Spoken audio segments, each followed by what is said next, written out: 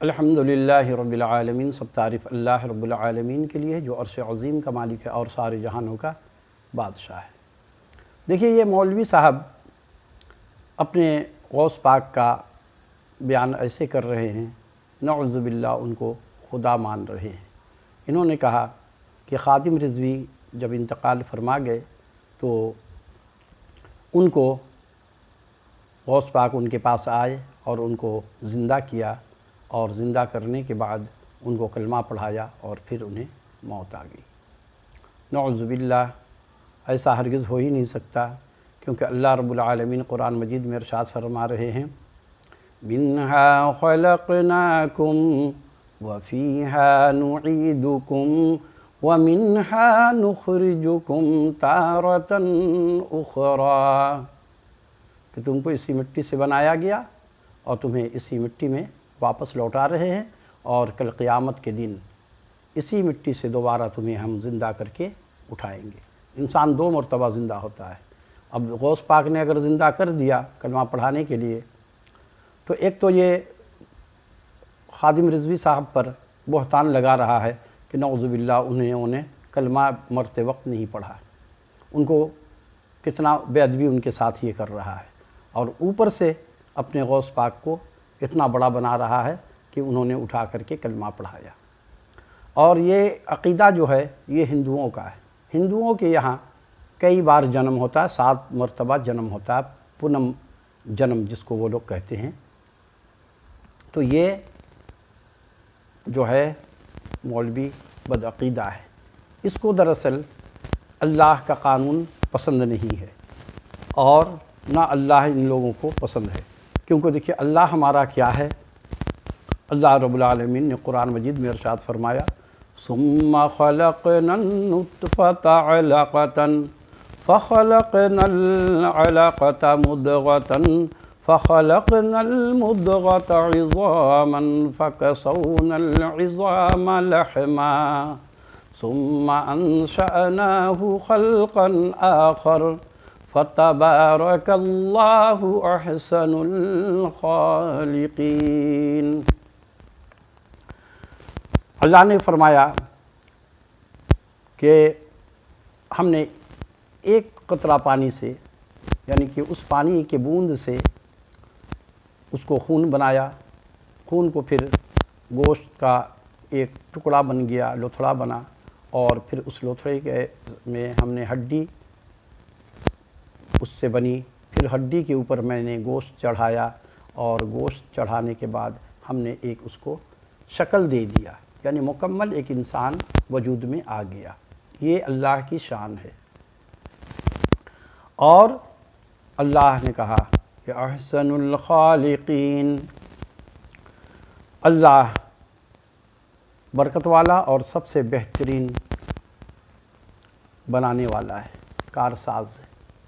اب ان کو یہ اتنا بڑا اللہ جو ہے پسند نہیں ہے کہ جو ایک قطرہ پانی سے اتنا اچھا خوبصورت انسان بنا دے، اور پھر ان کو یہ اللہ پسند نہیں ہے، انہوں نے اپنا معبود تلاش کر لیا ہے۔ اور بات کیا ہے کہ یہ سب کھانے پینے کا ان کا ایک ڈرہ بنا ہوا ہے، یہ غوث پاک کے نام پر اس قسم کی باتیں کر کے لوگوں کو گمراہ کرتے ہیں، اور غریب مسکین لوگ ہیں بیچارے جو پڑھے لکھے نہیں ہیں، وہ لوگ ان کے جھانسے میں آ جاتے ہیں کہ انہیں تو نماز پڑھنے کی اب ضرورت ہی نہیں ہے، بس غوث پاک کے مرید ہو جاؤ اور غوث پاک قبر میں آ کر کے تمہیں بچا لیں گے۔ تو اللہ کا جو قانون بنا ہوا ہے، تو اس کا مطلب اللہ کے قانون کی ان کے نزدیک کوئی اہمیت نہیں ہے غوث پاک کے سامنے، اور یہ غوث پاک کے گستاخ ہیں۔ بھلا اللہ کا کوئی ولی یا پیغمبر اللہ کے قانون میں کبھی بھی مداخلت نہیں کرے گا، کیونکہ وہ تو خود اللہ کے قانون پر مکمل عمل کرتے ہیں، اور پھر وہ اللہ کے قانون میں مداخلت کریں گے۔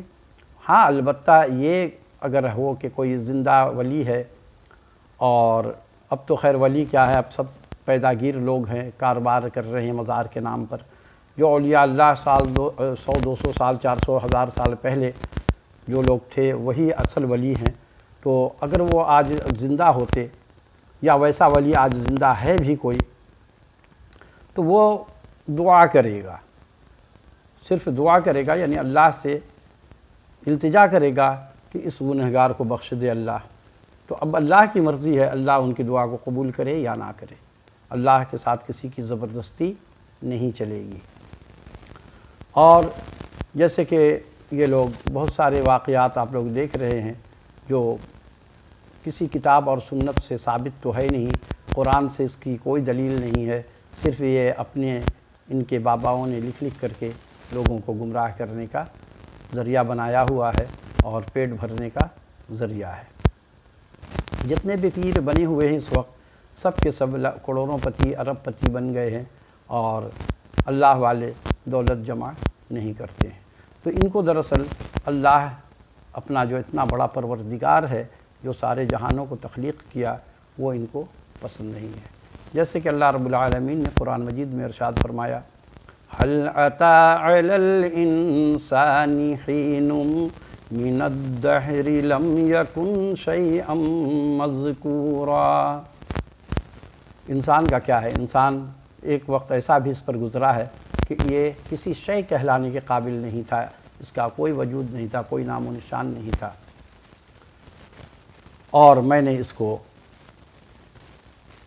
اکیلے بنایا، کسی سے مدد نہیں لیا۔ اِنَّا خَلَقْنَا الْإِنسَانَ مِن نُطْفَةٍ أَمْشَاجٍ نَبْتَلِيهِ فَجَعَلْنَاهُ سَمِيعًا بَصِيرًا۔ اور اس کو ایک قطرہ پانی سے، یا اللہ تیری کیا شان ہے کہ ایک قطرہ ناپاک پانی سے میں نے اس کو بنایا اور ایسا بنایا کہ یہ سن بھی سکتا ہے، دیکھ بھی سکتا ہے، سننے والا اور دیکھنے والا اس کو بنا دیا۔ اب اتنا بڑا اللہ ان کو اچھا نہیں لگ رہا ہے، یہ اب غوث پاک کو معبود بنا رہے ہیں۔ تو ان ظالموں سے جو ایمان کے دشمن ہیں یہ سارے ٹھیکیدار جنت کے بن گئے ہیں اور جھوٹے ہیں یہ سارے۔ ان ظالموں سے اپنا پیچھا چھڑائیے، ایک قرآن پر عمل کیجئے اور حدیث پر عمل کیجئے اور نبی صلی اللہ علیہ وسلم کے سنت پر عمل کر کے ہی زندگی میں اور آخرت میں کامیابی حاصل ہو سکتی ہے۔ اگر اس کے علاوہ کسی پیر کے پیچھے، آج کل کے پیروں کے پیچھے گئے تو نہ دین کے رہیں گے نہ دنیا کے رہیں گے، برباد ہو جائیں گے۔ یہ پیر اپنا اعمال تو پہلے درست کر لیں جو یہ لوگوں نے فرقہ واریت پھیلائی ہوئی ہیں اور مسلمانوں کو آپس میں تقسیم کر دیا ہے، ایک دوسرے کو ایک دوسرا کافر کہہ رہا ہے، دونوں میں سے ایک تو کافر ہو ہی گیا۔ کون کافر ہے یہ تو اللہ کو پتہ ہے، کیونکہ دونوں نے ایک دوسرے کو کافر کہا ہوا ہے۔ اہل سنت نے